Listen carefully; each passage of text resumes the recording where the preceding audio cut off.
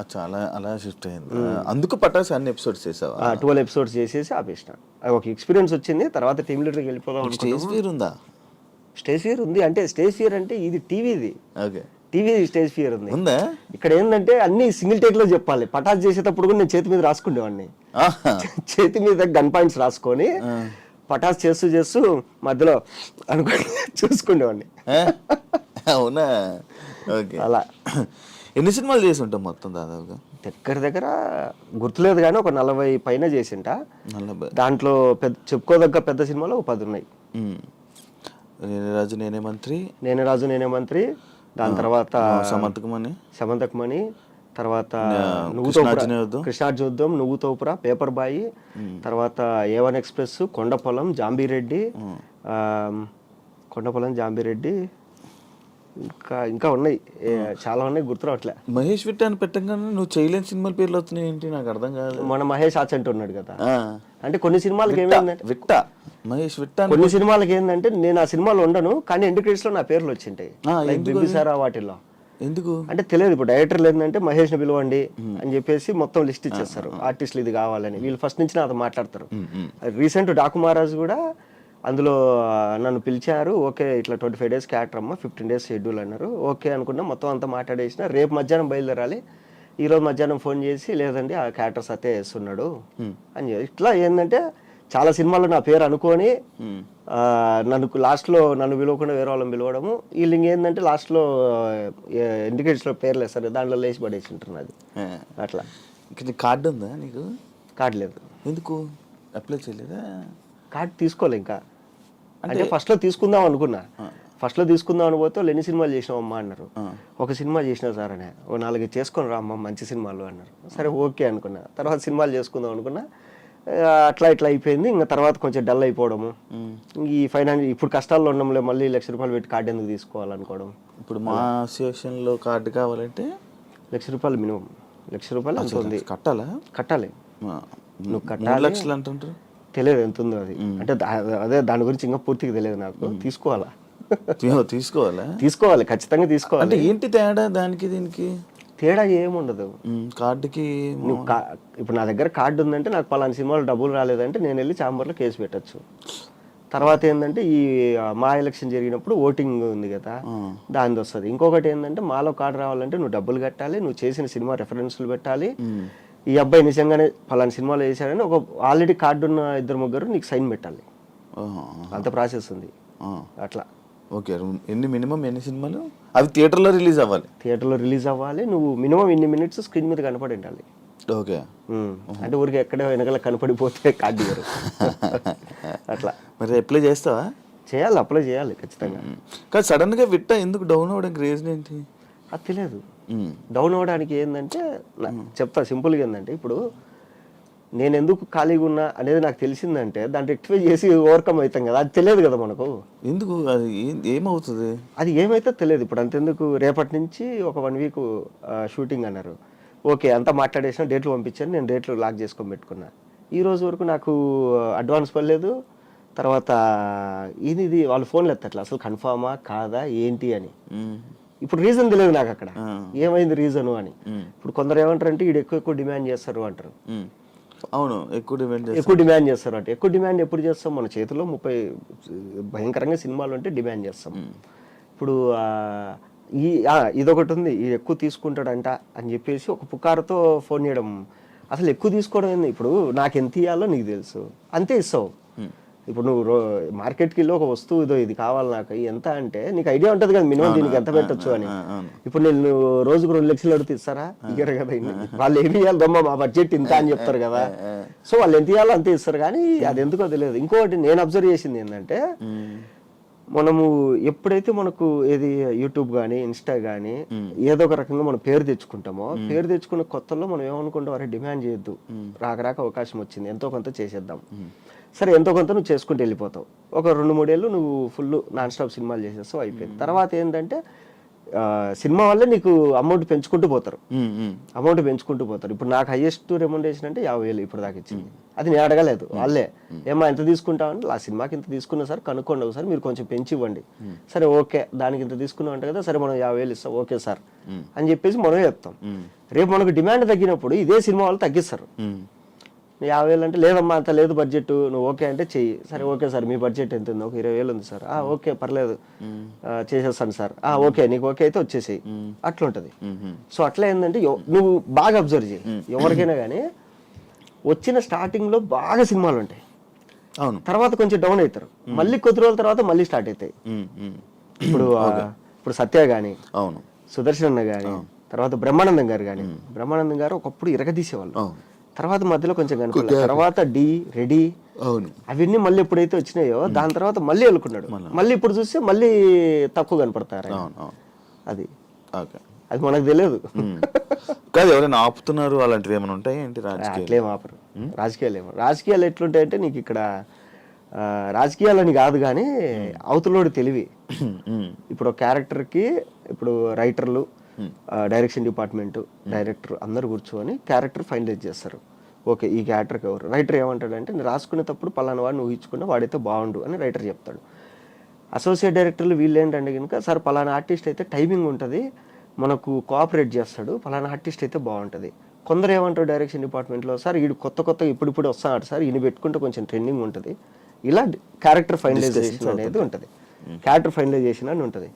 So ఇప్పుడు దీనికి మహేష్ విట్ట బాగుంటాడని అందరూ ఫిక్స్ అయ్యి మహేష్ విట్ట పిలుస్తారు. వచ్చిన తర్వాత ఏమ్మా ఎంత తీసుకుంటాం, సేమ్ సార్ నేను ఇంత తీసుకుంటాను సార్, మన బడ్జెట్ ఎంత, మన బడ్జెట్ ఇంత ఉంది, ఓకే సార్ పర్లేదు నేను చేస్తా అని నేను చెప్తా. ఇప్పుడు నాకేంటంటే నేను అయిపోయింది, నేను ఒప్పేసుకున్నా అంతా అయిపోయింది. ఇప్పుడు అదే ఆఫీస్కి కొంతమంది క్యారెక్టర్ల కోసం వెళ్తారు కదా, ఈ బ్యాచ్ ఒకటి తయారైంది, ఈఎంఐ బ్యాచ్. ఏంట్రా అంటే ఇప్పుడు నాకు ఈఎంఐలు లేవు, నా కారు ఓను, తర్వాత నా ఇల్లు ఓను, అన్నీ నా డబ్బులతోనే ఉన్నాయి నా దగ్గర. ఈఎంఐ బ్యాచ్ ఏంటంటే ఇల్లు వచ్చిన స్టార్టింగ్లో బాగా సంపాదించేసుకొని ఒక 30 లక్షలు సంపాదించేసి ఒక 20 లక్షలు డౌన్ పేమెంట్ కట్టి ఈఎంఐలో ఇల్లు తీసుకుంటారు, ఒక 5 లక్షలు డౌన్ పేమెంట్ కట్టి కారు ఈఎంఐలో తీసుకుంటారు. ఇప్పుడు వీడికి నెల అయ్యేసరికి 1,00,000-1,50,000 వీడికి కావాలి ఈఎంఐలకి ఖర్చులకి. వీళ్ళు ఏం చేస్తారంటే ఇలా ఏదైతే మూవీస్ రెడీగా ఉంటాయో స్టార్ట్ అవుతుంటాయో ఆఫీసులకు వెళ్ళిపోయి కాళ్ళ మీద పడిపోయి సార్ ఎంతో కొంత తీయండి సార్, ఎంతో కొంత తీయండి సార్. నాకు కొంతమంది ఫోన్ చేసి చెప్పారు, మహేష్ ఈ క్యారెక్టర్కి నువ్వైతే 5 లక్షలు మనం బడ్జెట్ అనుకున్నది, అది కూడా మాకు ఓకే, బట్ వీడొచ్చి కాళ్ళ మీద పడిపోతారా, ₹1,00,000 ఏం చాలంటారా, నువ్వేం అనుకోకరా పాపము, వాడికి ఏదో ఈఎంఐలు కష్టాలు ఉన్నాయంట. సరే ఓకే సార్ ఇచ్చేయండి. ఇలా కొన్ని పోతాయి. ఇంకా కొందరు ఉంటారు, వాళ్ళు ఏంటంటే ఇప్పుడు జబర్దస్త్ కానీ, యూట్యూబ్ కానీ, ఇన్స్టా కానీ ఏదో ఒక ప్లాట్ఫామ్లో బాగా సంపాదించేసుకున్నారు. వీళ్ళు ఏం చేస్తారంటే ఇప్పుడు సినిమాల్లోకి వచ్చి సార్ ₹1 డబ్బులు వద్దు నాకు ఫ్లైట్ టికెట్లు వేయండి, నా స్టాఫ్ డబ్బులు వేయండి, నేను వచ్చేస్తా. ఇలా ఒక 2 సంవత్సరాలలో ఒక మినిమం ఒక 5 నుంచి 8 పెద్ద సినిమాల్లో కనపడతారు. కనపడిన తర్వాత మార్కెట్ ఓపెన్ అవుతుంది ఇండస్ట్రీలో, ఇప్పుడు డబ్బులు డిమాండ్ చేస్తారు. అది కూడా ఉంది. కొంతమంది ఆర్టిస్టులు ఉన్నారు ఫ్రీగా చేసేస్తారు. పుష్ప కేసు ఎలా పోయింది మరి? పుష్ప కేసు నేను ఒక్కనే కాదు, ఫస్ట్ నన్ను పిలిచారు, ఇది క్యారెక్టర్ అన్నారు. నాకు పుష్ప క్యారెక్టర్ కన్నా కేశవ క్యారెక్టర్ చాలా ఇంపార్టెంట్ రా, అందరు నీ పేరే చెప్తారు. అప్పటి వరకు ఆయనకు తెలియదు, ఆయన యూట్యూబ్ చూడలేదు నాది. సో అందరు నీ పేరే, సేమ్ నేను చెప్పి డైరెక్షన్ డిపార్ట్మెంట్ రైటర్లు అందరు కూర్చొని డిస్కస్ చేస్తారు అని, అందరు నీ పేరే చెప్తారు, ఇట్లా నీ సినిమాలు నేను ఒక 2 చూస్తాను నేను అంటే, ఓకే సార్ అది ఇదన్నా అయిపోయింది. తర్వాత నా తర్వాత సుహాస్ని అబ్బాయిని చాలా మందిని అనుకున్నారు, బట్ వాళ్ళకి కావాల్సింది ఏంటంటే ఎప్పుడు పిలిచినా రావాలి, ఎప్పుడు పిలిచినా రావాలి. నాకు ఫస్ట్ ఆయన చెప్పింది 3 సంవత్సరాలు ఏం చేయకూడదు అన్నాడు. ఓకే సార్, నాకు ఇష్టమైన డైరెక్టర్లో మీరు ఒకరు, సో అందులో అల్లు అర్జున్ అన్న ఫ్యాన్ నేను, సో నేను 3 సంవత్సరాలు ఏం ఒప్పుకోకుండా చేస్తా అన్న. బట్ వీళ్ళకేంటంటే ఎందుకు ఇన్ని ఇబ్బంది పెట్టడం, ఇప్పుడే బిగ్ బాస్ నుంచి వచ్చాడు, కొంచెం రెమ్యునరేషన్ పెంచుకుంటాడు. నాకేంటంటే బిగ్ బాస్ నుంచి రాగానే ఒక 6 సినిమాలు రెడీగా ఉన్నాయి. 6 సినిమాలు అంటే ఆయన కనుక్కున్నాడు బయట ఏంది దీని పరిస్థితి అంటే, సార్ ఇప్పుడే బిగ్ బాస్ నుంచి వచ్చాడు, ఇన్నేళ్ళు కష్టపడ్డాడు, మంచి పేరు వచ్చింది, వాడికి బయట ఫుల్ డిమాండ్ ఉంది సినిమాలలో అంటే, ఈయన ఎందుకు 3 ఏళ్ళు లాక్ చేసుకోవడము, పర్లేదు అని చెప్పేసి పంపించేసాడు. సుహాస్ని కూడా అదే, సో సుహాస్ కూడా చేయాల్సింది. సో హీరోగా ట్రై చేస్తున్నాడు, కలర్ ఫోటో అది ఇది, సరే ఎందుకు వాడిని 3 ఏళ్ళు మనం లాక్ చేసి ఇబ్బంది పెట్టడం, తప్పు అయింది కదా, తప్పే అయింది. అంటే చెప్పలేం. ఇప్పుడు ఆ సినిమా క్లిక్ అయింది కాబట్టి మనం మాట్లాడుకుంటాము. ఏదే ఒకవేళ అదే కనుక ఏదైనా అయింది అనుకో, అరే అనవసరంగా 5 ఏళ్ళు పోయింది కదా నా లైఫ్లో అనుకుంటారు కదా, అట్లా. బట్ ఏంటంటే బయట తెలియక నేను ఎందుకు వదులుకున్నా, సుకుమార్ గారు పిలిచి క్యారెక్టర్ రా అంటే నేను మూసుకొని చేయకుండా నేను ఎందుకు వదులుకుంటా. వాళ్ళే వద్దాను. సో ఆయనే ఆలోచించి మనకు సరే ఫ్రీగా ఉన్న వాళ్ళు ఎవరున్నారంటే జగదీష్ కనపడినాడు. జగదీష్ ఏంటమ్మా అంటే, లేదు సార్ సినిమాలు ఇప్పుడే ట్రై చేస్తున్నా, అది ఇది, సరే ఓకే వచ్చేసి అని చెప్పేసి ఆ అబ్బాయిని పెట్టేసుకున్నాడు. అది మంచి మంచి పడింది. చూసుకున్నావా సినిమా? బాగుందా? బాగుంది. నేను పుష్ప 2 షూటింగ్ చేసుకుని వాళ్ళ వైజాగ్ నుంచి వస్తుంటే, నేను ఏదో పని మీద వైజాగ్లో పోతుంటే సేమ్ ఫ్లైట్లో ఈయన ఉన్నాడు, సుకుమార్ గారు ఉంటే, గుర్తుపడతారు లేదో ఒక్కసారి కదా కలిసింది అన్నది. ఆయన చూసి మహేష్ ఎలా ఉండవు అన్నాడు. సార్ బాగున్నా సార్, ఏంటి సార్ అంటే, షెడ్యూల్ ఒకటి కంప్లీట్ అయింది వైజాగ్లో, పోతున్నాం హైదరాబాద్కి. అప్పుడు వేరే ఆయన కనపడి ఆయన ముందరే నన్ను అన్నాడు, ఏంటన్నా నువ్వు చేయొచ్చు కదా కేశవ క్యారెక్టర్ అంటే, సార్ సావు దొబ్బుతాడు సార్, ఇంకా మీరు చెప్పండి సార్ రీజన్ అంటే, ఆయన అన్నాడు, లేదురా నువ్వు అప్పుడప్పుడే కొంచెం సంపాదించుకుంటావు, ఎందుకు నిన్ను లాక్ చేయడం అనవసరంగా అని చెప్పేసి చేయలేదు అని. అప్పుడు నీకు రీజన్ తెలియదు? అప్పుడు తెలిసింది నాకు, అప్పుడు దాకా నాకు తెలియదు రీజన్ ఏంటని. అది ఎందుకు వెళ్ళావు బిగ్ బాస్ కి? నార్మల్గా ఏం చెప్పారు? బిగ్ బాస్ సీజన్ 2 అప్పుడు సీజన్ 2కి నాని అన్న వాని పిలవండి బాగుంటుంది అన్నారు. అయితే వీళ్ళు నానిగారు మిమ్మల్ని మీరు ఉంటే బాగుంటుంది అంటున్నారండి, మీరు రండి ఒకసారి అంటారు. నేను వెళ్తే ఇది అంటే, 4 సినిమాలు జరుగుతున్నాయండి బయట, నేను ఇప్పుడు సడన్గా లోపలికి వెళ్ళిపోతే నాకు ఇబ్బంది అని దిల్రాజు గారి ప్రొడక్షన్, వారాహి ప్రొడక్షన్ వీటిల్లో ఉన్నా. అయ్యో ఇబ్బంది అండి, తేజ గారు చెప్పింది గుర్తొచ్చింది, ఎప్పుడు లాక్ అయిపోద్ది ఎక్కడే కానీ, ఇలా అండి అంటే, నెక్స్ట్ సీజన్ చూసుకుందాం లేండి అని చెప్పిన ఊరికే. సరే ఓకే అన్నారు. సీజన్ 2 అయిపోయిన తర్వాత నాకు భయం ఎత్తుకుంది, ఇది బిగ్ బాస్ అంటే ఇలా ఉంటుంది అని. అప్పుడు సీజన్ 2 తర్వాత వీళ్ళు సీజన్ 3కి ముందు నుంచే ఫోన్ చేస్తారు నాకు. ఏది ఆగస్టులోనో జూలైలోనో స్టార్ట్ అయితే నాకు మార్చ్ ఏప్రిల్ నుంచే ఫోన్లు చేస్తారు. నేను ఏదో ఒకటి చెప్పి తప్పించుకుంటున్నా. అప్పటికి రొమాంటిక్ మూవీ షూట్లో ఈడున్నాం, గోవాలో ఉన్నాం. నా పక్కన అలీగారి తమ్ముడు కయ్యమని ఉన్నాడు. ఎవర్రా ఫోన్ చేసిన ప్రతిసారి ఏదో ఒకటి చెప్తున్నావు ఏంట్రా అన్నాడు.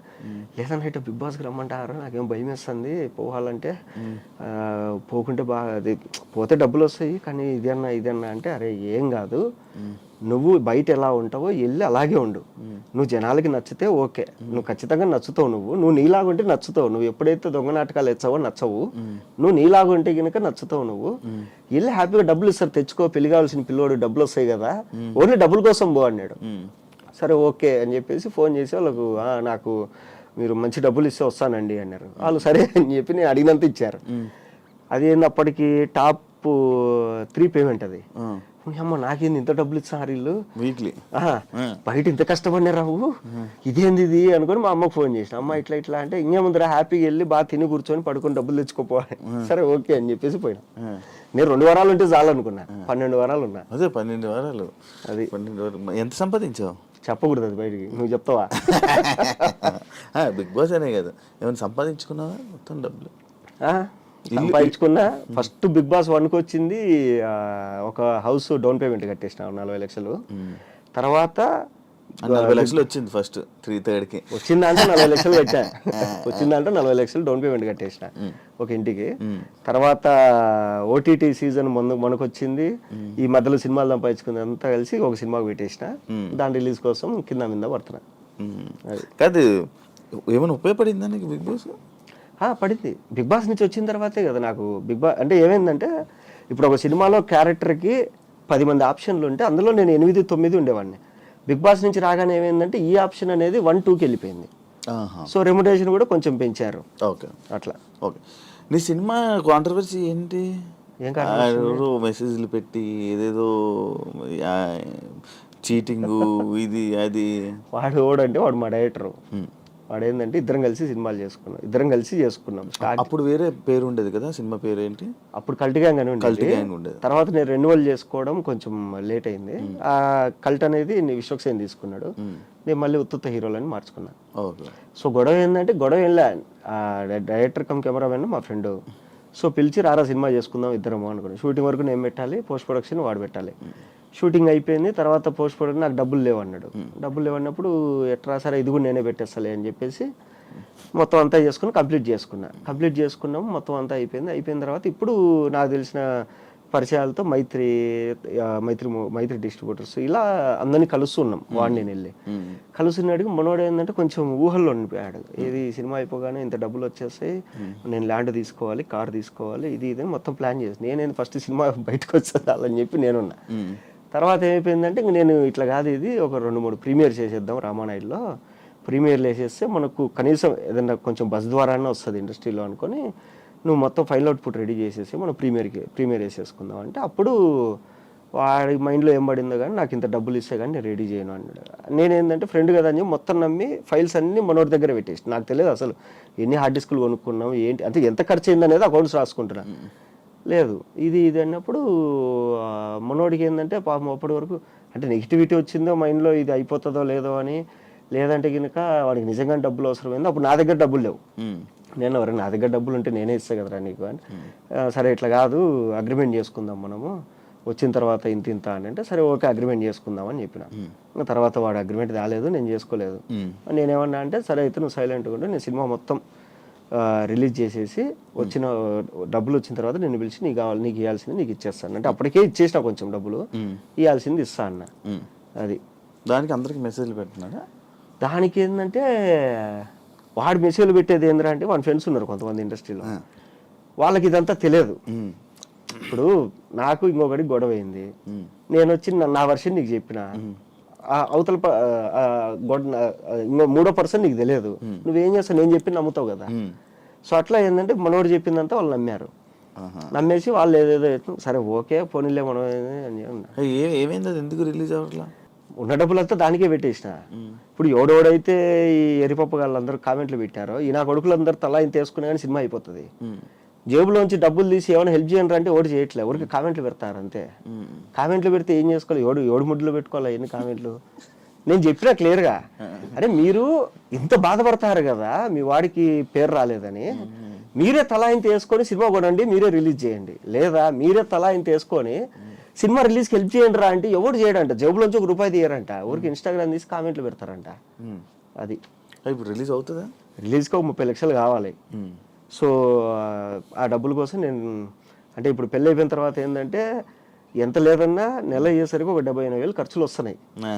ఏది హైదరాబాద్లో రెంటు, ఊర్లో రెంటు, ఇక్కడ ఖర్చులు, అక్కడ ఖర్చులు, అవి. ఓన్ హౌస్ అన్నా? ఓన్ హౌస్ అంటే అదే 40 లక్షలు కట్టాం కదా, వాడు కడతాడు ఇంకా అండర్ కన్స్ట్రక్షన్ లో ఉంది అది. సో ఇది ఓకే. పెళ్ళి లవ్ మ్యారేజే? లవ్ మ్యారేజే. ఎన్ని ఇయర్స్ లవ్? 8 years. ఎలా పరిచయం? బెంగళూరులో మా చెల్లి వాళ్ళ ఫ్రెండ్ ద్వారా. సో పరిచయం అయిన తర్వాత ఓకే అనుకున్నా. బిగ్ బాస్ నుంచి రాగానే ఇంట్లో వాళ్ళు పెళ్లి సంబంధాలు వస్తున్నాయి, పెళ్లి చేసేసుకున్నారు. సరే మీరేం చూడొద్దు నేనే చూసుకున్నా ఒక అమ్మాయిని అని చెప్పి చూపించిన. సరే ఓకే వాళ్ళు తెలుసా అంటే లేదు అని చెప్పేసి వాళ్ళ ఇంట్లో చెప్పినాం. సరే వాళ్ళు ఓకే అన్నారు, మా వాళ్ళు ఓకే అన్నారు. ఓకే అయిన తర్వాత ఇద్దరు మాట్లాడుకొని పెళ్లి చేసేసినారు అంతే. అంతే, పెద్ద రచ్చలు గిచ్చలు ఏం లేవు. కాదు లవ్ స్టోరీ ఇప్పుడు ఫన్ బకెట్ టైంలోనా? ఫన్ బకెట్ కాదు, 2017లో ఫస్ట్ అమ్మాయిని చూసాను నేను. ఎక్కడ? బెంగళూరు ఎందుకు వెళ్ళావు అసలు? మా చెల్లెలు అక్కడ జాబ్ చేసేది. నువ్వెందుకు వెళ్ళు? మా ఫ్రెండ్స్ అంతా అక్కడే కదా ఉండేది. బెంగళూరు నాతో పాటు చదువుకున్న వాళ్ళందరూ బెంగళూరులోనే సెటిల్ అయింది. సెటిల్ అయింది అక్కడ. పార్టీల కోసం వెళ్ళేవాడివి అంతే, ఇక్కడ తిరిగేవాడిని కాదు. బెంగళూరులోని బ్రూవరీలు పబ్బులు అన్ని తిరిగేవాడిని బాగా. హైదరాబాద్ లో ఏం తెలియదు? హైదరాబాద్ లో ఏంది అడ్రస్లు కూడా తెలుసు నాకు. హైదరాబాద్ లో ఏ ఒక్కడ ఉంటాయి పబ్బులు ఇప్పటికి కొన్ని తెలుసు. ఏది మనం పార్టీలకు ఎప్పుడో కలుస్తాం కదా, ఓకే ఫలానా పప్పు అంటే ఓకే. బర్త్డే పార్టీలకు వెళ్తున్నప్పుడు అంతే, పార్టీలు రోజు పార్టీలకు వెళ్తాం, బర్త్డేలకు వెళ్తున్నప్పుడు మనం. సో అట్లా పరిచయం అంతే. అచ్చా, ఇంట్లో వాళ్ళు ఎప్పుడైతే పెళ్ళి అన్నారో సరే మీరు చూడొద్దు నేనే చూసుకున్నా అని చెప్పిన. ఆ అమ్మాయి కూడా వాళ్ళ ఇంట్లో చెప్పింది. నువ్వు ప్రపోజ్ చేసావా ప్రపోజ్ చేసింది? నేనే చేసిన. నువ్వే చేసావా? ఓకే. మనం ప్రపోజ్ చేసేంత ముఖం ఏమంది, సెలబ్రిటీ కదా, ఏముంది సెలబ్రిటీ అయితే. నేను అడగడమే డైరెక్ట్ పెళ్ళి అన్నా. అప్పటికి ఆ అమ్మాయి చదువుకునేది. ఇట్లా నువ్వంటే ఇష్టము, సో మైండ్లో ఒకటి పెట్టుకొని నేనైతే మాట్లాడలేను, పెళ్లి చేసుకోవాలని మా ఇంట్లో నన్ను ఎప్పుడైతే పెళ్లి చేసుకుంటారో అప్పుడు నీ ముఖం చూపిస్తుంది, నువ్వు ఓకే అంటే ఓకే. ఆ అమ్మాయి మీ గురించి తెలియదు కదండి అని. సరే ఓకే మామూలుగానే ఉందాము అనింది. సరే ఓకే మామూలుగానే ఉందాం, మీకు నచ్చినప్పుడు చెప్పండి అన్న. నేను చెప్పిన ఒక 2 ఏళ్ల తర్వాత చెప్పింది నాకు. 2 సంవత్సరాల తర్వాత చెప్పింది నాకు కూడా ఓకే అని. లవ్వానికి మనం వెనకలబడి అంటే వాడు ఎన్ని ఏం మామూలుగానే ఉన్నా డైరెక్ట్ ఏదైనా మాట్లాడేస్తావు కదా, దానివల్ల ఏం ఉపయోగం? ఇబ్బంది రాలేదా ఇప్పుడు ఇండస్ట్రీలో? వచ్చింది చాలాసార్లు. కొన్ని సినిమాలు ఒప్పుకుంటాం, కథ చెప్తారు, సూపర్ ఉంటుంది కథ, ఎలా ఉంది ప్రొడ్యూసర్ పిలిచి అడుగుతాడు, ఎలా చెప్పారు డైరెక్టర్ కథ? చాలా బాగా చెప్పారు సార్, ఆయన చెప్పినట్లు తీస్తే బాగా వస్తుంది అవుట్పుట్ అని చెప్తా. సరే ఓకే షూటింగ్కి వెళ్తాం. ఇది చిన్న డైరెక్టర్లు కాదు, పెద్ద డైరెక్టర్లతో కూడా ఇది నాకు. షూటింగ్కి వెళ్ళిన ఒక వారం రోజుల తర్వాత నేను ఎందుకో కొంచెం డల్లుగా ఉంటా. ఎందుకు డల్లుగా ఉన్నావు అంటారు. అనగానే ఎందుకో అన్నా నాకు తేడా కొడుతుంది ఇది, ఇన్ని రోజుల నుంచి షూటింగ్ చేయి ఏ సీన్ కూడా నాకు ఇంట్రెస్ట్ అనిపించట్లేదు. ఇది నేను షూటింగ్కి వెళ్ళగానే ఏం చేస్తా అంటే వెళ్ళగానే అసిస్టెంట్ డైరెక్టర్ దగ్గర ఈరోజు ఏమేమి సీన్లు, నేను లేని సీన్లు కూడా ఇప్పించుకొని చదువుతా. ఈవినింగ్ అయ్యేసరికి ఈవినింగ్ 4-5 అయ్యేసరికి ఆన్లైన్ ఎడిటర్ దగ్గర కూర్చొని మొత్తం చూస్తా, ఏం రాసినారు వీళ్ళు, ఏం వచ్చింది అవుట్పుట్ అనేసి. నాకు అక్కడ ఏదో తేడా కొట్టిందంటే చెప్పేస్తా, ఏదో తేడా కొడుతుంది నాకు ఈ సినిమా అంటే, ఏం మాట్లాడతావు నువ్వు, అందరు బాగుందంటారు నువ్వు బాగాలేదంట, ఏమో నాకు అనిపించింది. ఇలా హట్ అయ్యి కొంతమంది డైరెక్టర్లు నాతో రెండోసారి ఫోన్ చేయరు నాకు. ఆ సినిమాలు అటర్ ఫ్లాప్ కూడా అయినాయి. నేను చెప్పిన ప్రతి సినిమా అటర్ ఫ్లాప్ అయింది. నేను ఇంకోటి ఏదంటే సింపుల్, ఇదేది భాగ్యనగరంలో గమ్మత్తు, ఆ మూవీ ఫోన్ చేశారు ఇట్లా చిత్రం సీన్ అన్న, అరే మొత్తం అందరు కమెడియన్లు కలిసి చేస్తున్నారా, నువ్వు కూడా ఉంటే బాగుంటుంది అంటే, అన్న హ్యాపీ అన్న, మీ అందరితో కలిపి నేను ఒక వారం రోజులు షూటింగ్లో ఉన్నా అంటే హ్యాపీ కదా అని చెప్పి ఒప్పుకున్నా. పోయినా చెప్పారు ఇట్లా, ఇది డబ్బులు ఏమి ఇవ్వరా, అయిపోయినాకే ఇస్తాం అందరూ. సరే ఓకే అన్న. వెళ్తే మొత్తం ఇండస్ట్రీలో ఉండే కమెడియన్లు అందరూ ఉన్నారు మ్యాక్సిమం. అందరితో కూర్చొని మధ్యాహ్నం అందరం పెద్ద టేబుల్ వేసుకొని తినేవాళ్ళు, అంతా బాగుండింది. అంతా అయిపోయింది. రామానాయుడులో ప్రీమియర్ వేసారు. ప్రీమియర్ వేసిన తర్వాత చూసినా ఓకే సినిమా అయిపోయింది. నేను పక్కన నిలబడిపోన్నా.